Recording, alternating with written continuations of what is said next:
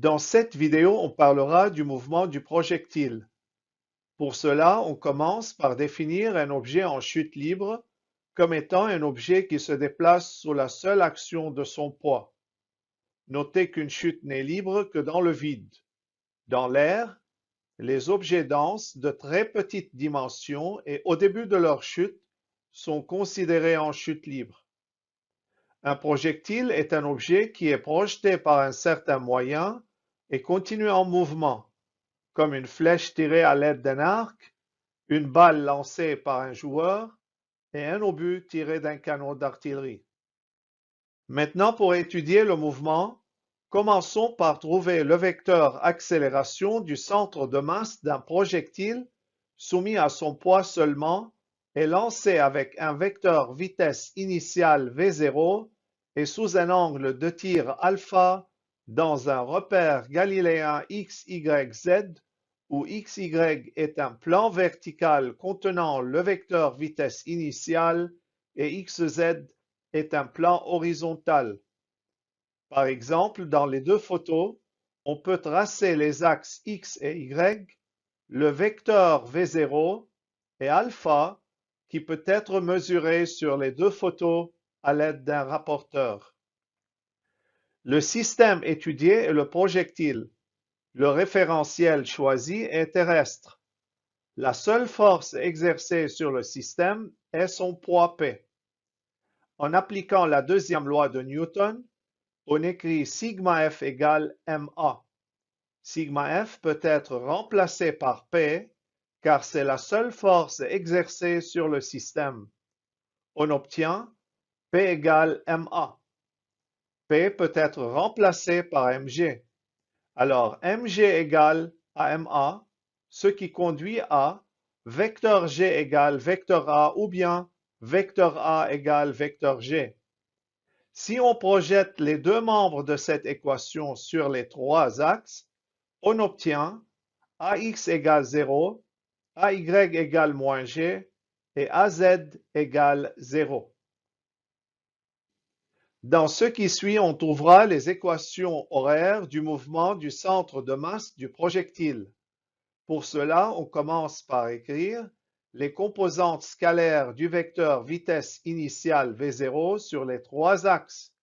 Puis on trouve les primitives des composantes scalaires du vecteur vitesse à tout instant t connaissant les composantes scalaires du vecteur accélération a. Vx est la primitive de ax, avec ax égale à 0. Cela donne Vx égale à une constante qui est Vx0 et conduit à Vx égale V0 cosinus alpha. Mais x est la primitive de Vx. Cela conduit à l'équation horaire de x, sachant que la constante est x0. On sait aussi que Vy est la primitive de Ay avec Ay égale à moins g.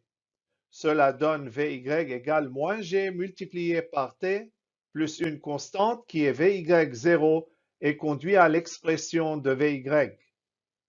Mais y est la primitive de Vy. Cela conduit à l'équation horaire de y, sachant que la constante est y0. On sait aussi que Vz est la primitive de Az, avec Az égale à 0. Cela donne Vz égale à une constante qui est Vz0 et conduit à Vz égale à 0.